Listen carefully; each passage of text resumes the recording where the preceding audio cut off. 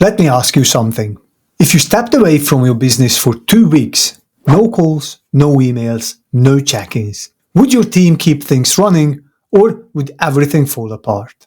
If your honest answer leans more toward chaos than confidence, you're not alone. Most entrepreneurs build their businesses on hard work, long hours, and total control. And while that might work in the early stages, it's the opposite of what you need if you want to scale, especially on a global level. Here's the truth. You can't grow internationally by doing everything yourself. You need a team that doesn't just follow instructions. You need a team that thinks, solves, and leads alongside you. And that starts with one thing: mindset. In today's video, I will show you exactly how to build a high-performance team by first developing the mindset that makes it possible. Let's get into it. Most high achievers who start a business are doers by nature. You solve problems fast. You wear every hat. You push through late nights and early mornings. And in the beginning, that works. But over time, that same mentality becomes your ceiling. Because if everything depends on you, if every decision runs through you, if every task has to be reviewed by you, then you don't have a business. You have a job with extra stress. And here's where it gets really dangerous.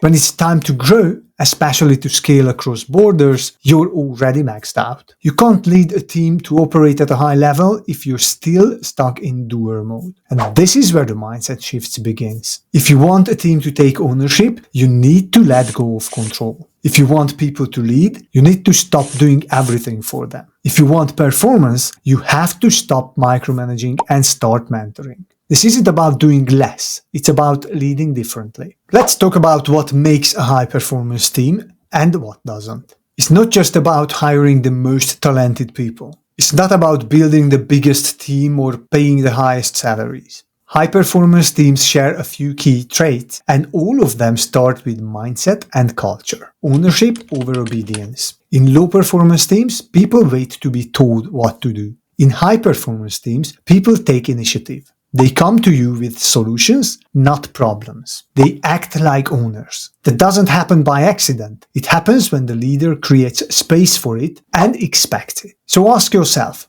do you reward people for taking initiative even if they make mistakes? Or do you shut them down and jump in to fix everything? Ownership starts with you. Clarity over control. If you want your team to perform at high level, you have to give them clarity. Clarity about the vision, clarity about their role, clarity about what success looks like. Control is a short-term solution. Clarity is a long-term system. When people know what's expected and they know how their work contributes to the bigger picture, they show up differently. They take pride. They drive results. Growth over perfection. High-performance teams aren't perfect, but they are committed to getting better. They are learning, experimenting, taking feedback, adjusting quickly. You want team members who are hungry, not just for success, but for growth. Because when the business expands, especially internationally, the people in it need to expand too.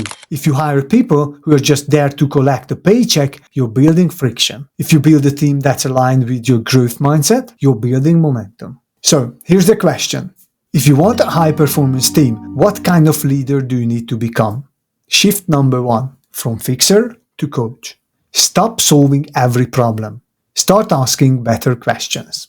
Instead of saying, here's how you should do it, try asking, how would you approach this? Or what have you tried already?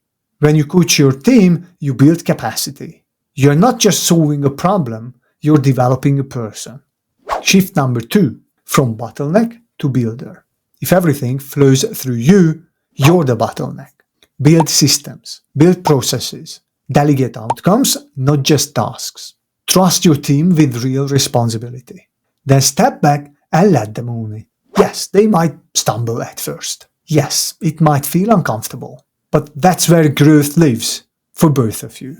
Shift number 3, from manager to multiplier. Your job isn't to manage time, it's to multiply results. And the best way to do that is by creating a culture of ownership, clarity, and accountability. When your team knows they are trusted, valued, and expected to lead, they rise to the challenge. And when they grow, so does your business. Now let's bring this into the international context.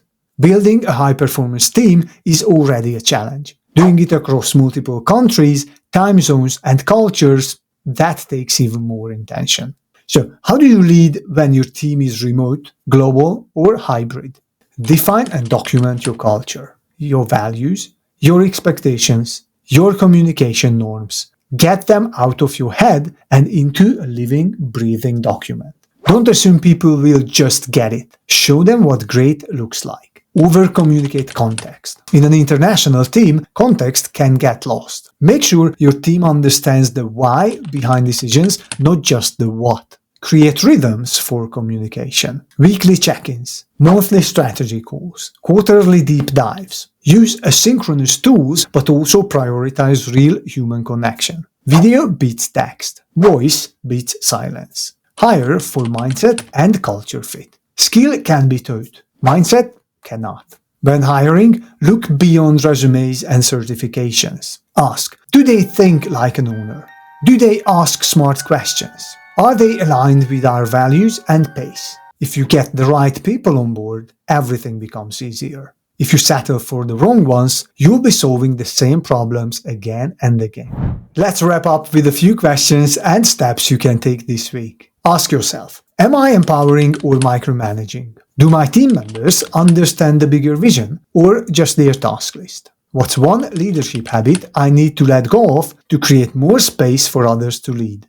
And here's your action step. Choose one area where you've been holding on too tightly. Delegate it completely, with clarity, support, and trust. Then watch what happens. High-performance teams don't just free up your time, they multiply your impact. They take your vision further than you ever could alone. But first, you need to believe it's possible. Then you need to lead in a way that makes it real. So now it's your turn. What's one mindset shift you need to make to build the team your business really needs? Leave a comment below. I read every single one and I'd love to hear your insights. And if you're ready to take your leadership and performance to the next level, join my 10-day achievement challenge. It's designed to help you build a mindset, systems, and daily habits to grow your business with a team that actually supports your vision. Finally, if you find this video helpful, hit that like button, subscribe to the channel, and turn on notifications so you never miss a future video on leadership, performance, and strategic growth. Thanks for watching, and as always, keep striving, keep growing, and I will see you in the next video.